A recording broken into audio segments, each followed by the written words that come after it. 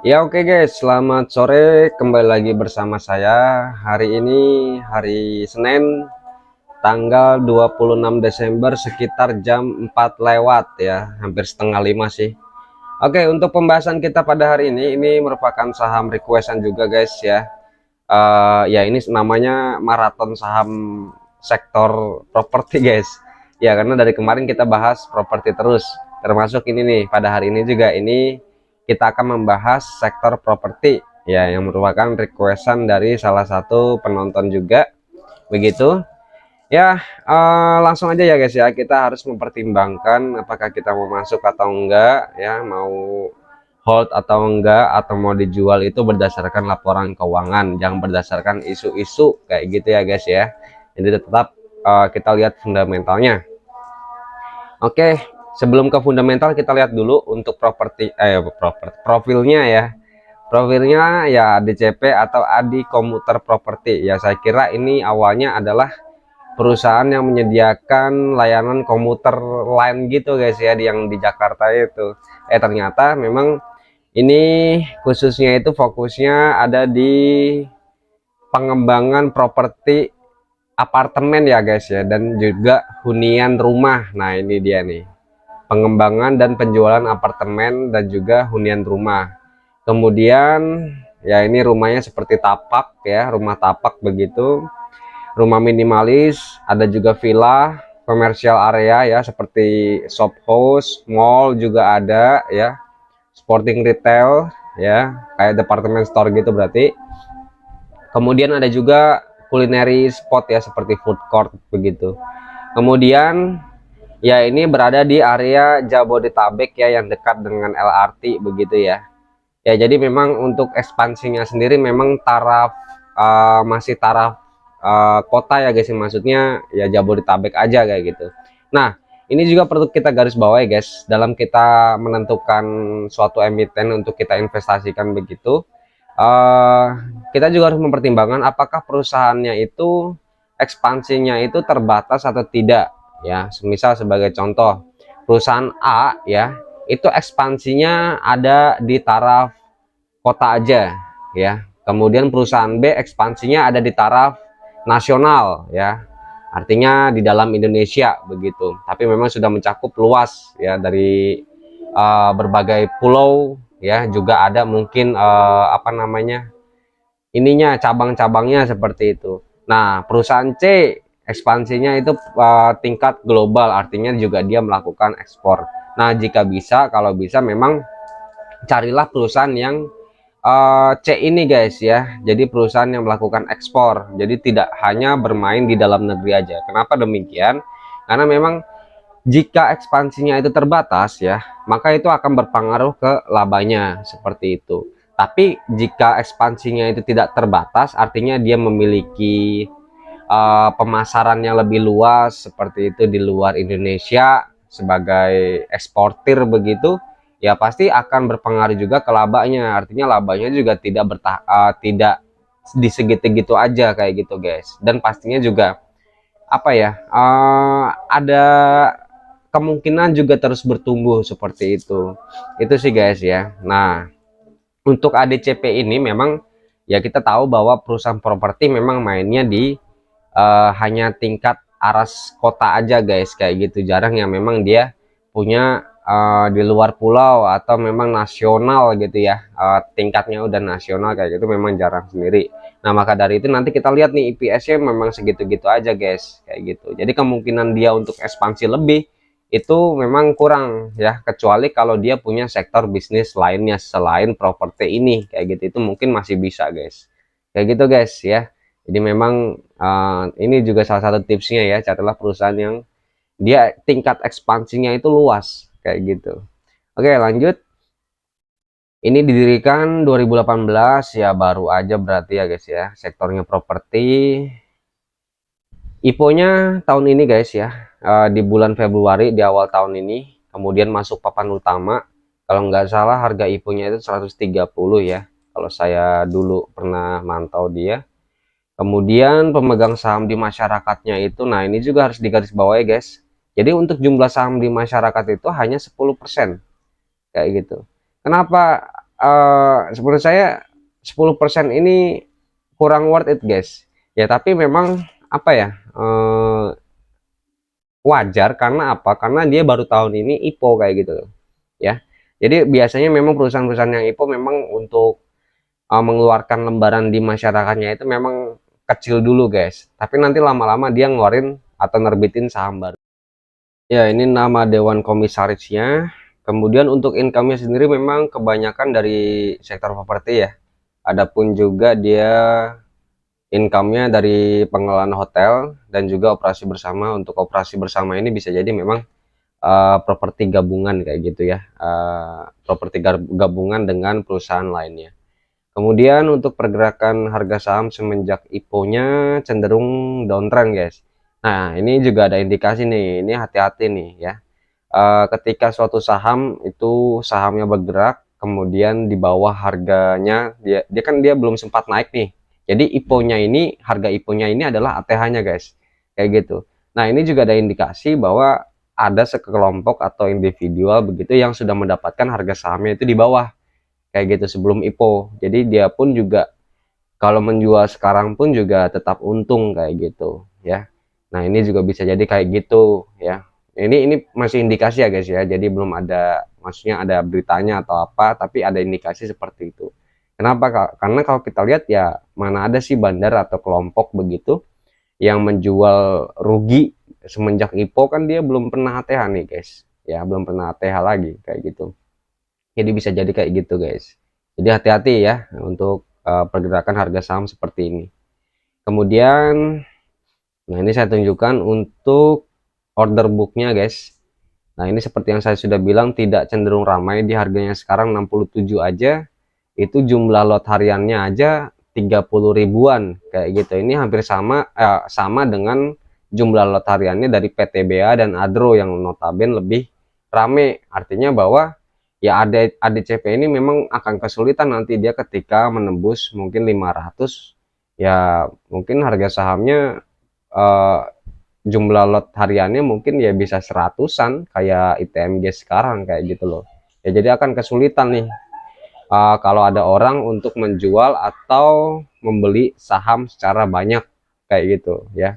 Jadi kesulitan mau trader, mau itu trader, scalper, investor, pasti juga ya tidak berminat masuk kayak gitu loh. Kalau investor sih kalau sahamnya bagus, rutin bagian dividen ya, fundamentalnya bagus, pasti dia masuk. Tapi kalau trader, scalper begitu ya, apa ya, biasanya cari saham-saham yang bervolatil tinggi kayak gitu. Kalau gini kan enggak, kesulitan mereka untuk menjual beli kayak gitu dalam waktu yang cepat kayak gitu guys ya. Jadi ya cenderung nggak rame kayak gitu ya, ibarat pasar cenderung nggak rame untuk transaksi jual belinya.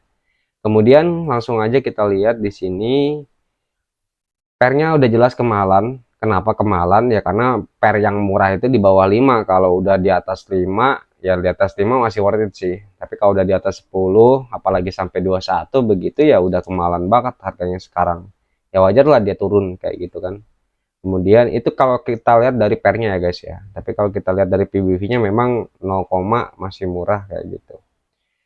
Kan ada nih biasanya orang ya yang penganut per, kemudian ada juga penganut PBV kayak gitu. Nah kalau kalian lebih enak penganut apa nih ya, terserah kalian sih, tergantung strategi masing-masing. Tapi kalau saya yang jelas memang tidak melihat dari per dan juga PBV begitu, tapi juga ya itu tetap masuk pertimbangan saya, cuman bukan menjadi hal yang utama. Kalau hal yang menjadi hal yang utama bagi saya yaitu dividen yield.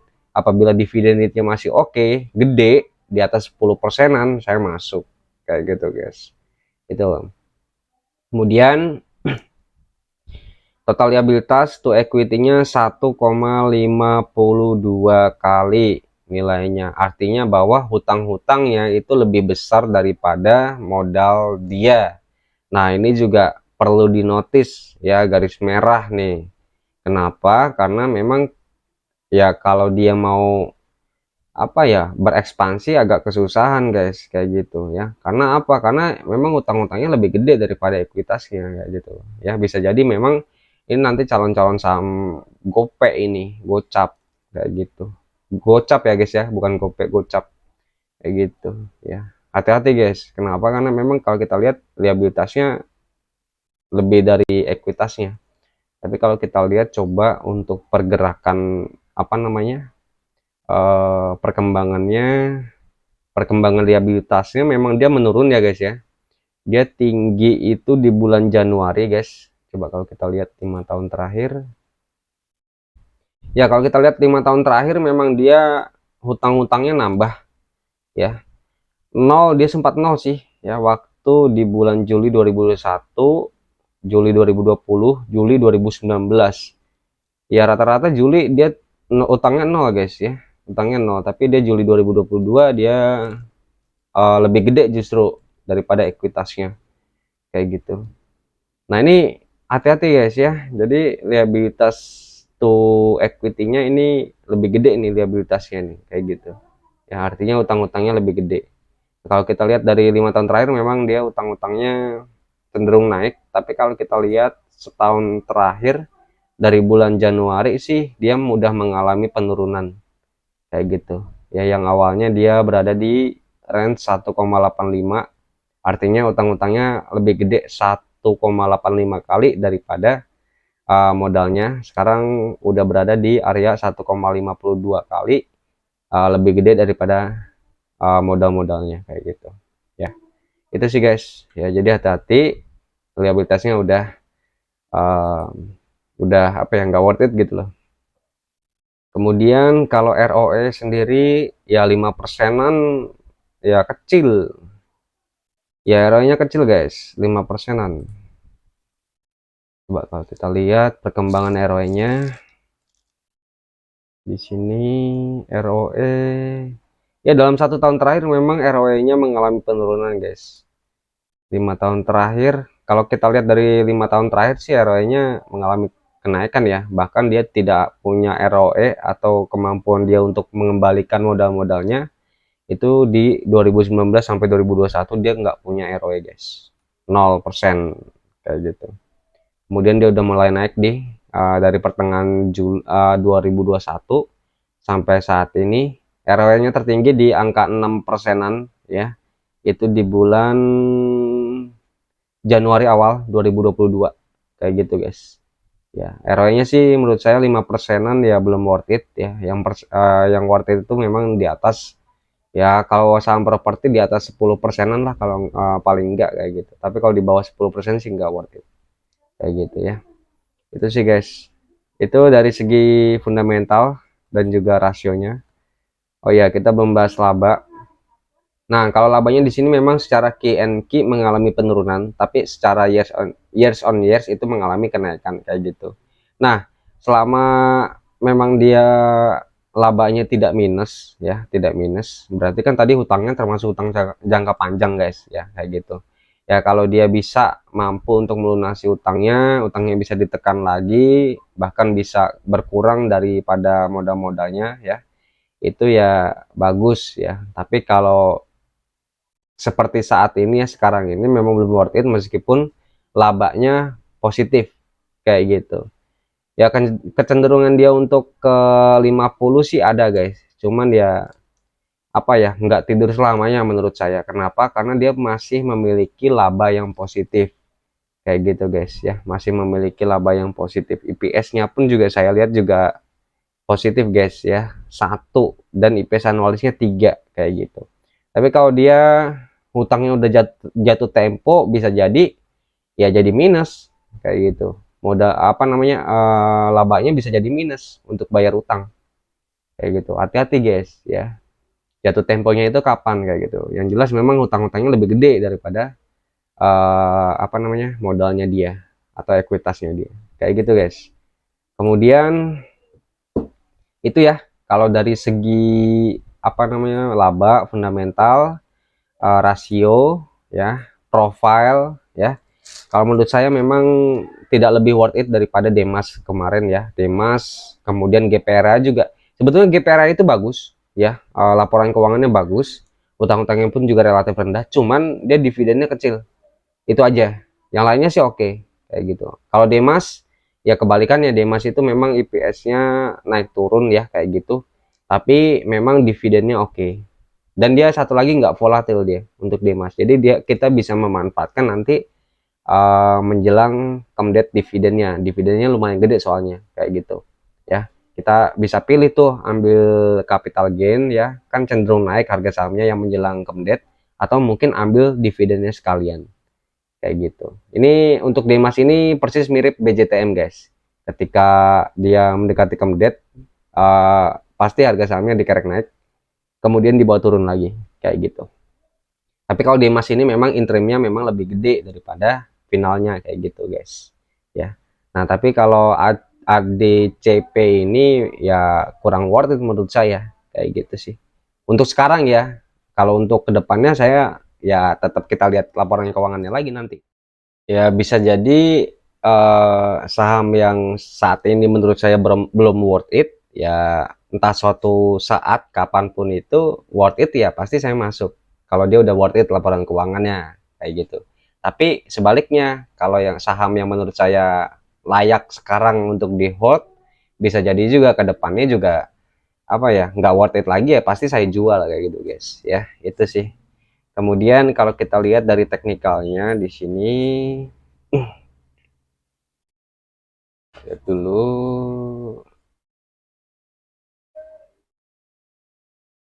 Oke, dia di area 67 ya guys ya. 67. Ya menurut saya sih ya ini udah di persimpangan nih antara dia mau naik rebound atau melanjutkan penurunannya. Ya paling nggak sih sideways dulu sih. Ya ada konsolidasi dulu kayak gitu kan, banyak banget yang nyangkut. Ya banyak banget yang nyangkut begitu. Ya bisa jadi dia konsolidasi dulu ya, sideways dulu kayak gitu. Baru dia melanjutkan untuk naik atau turun. Kayak gitu guys ya. Jadi memang dari teknikalnya sih, kalau dari segi teknikal sih wait and see ya gitu. Tapi kalau dari segi fundamental belum worth it menurut saya. Kayak gitu guys ya.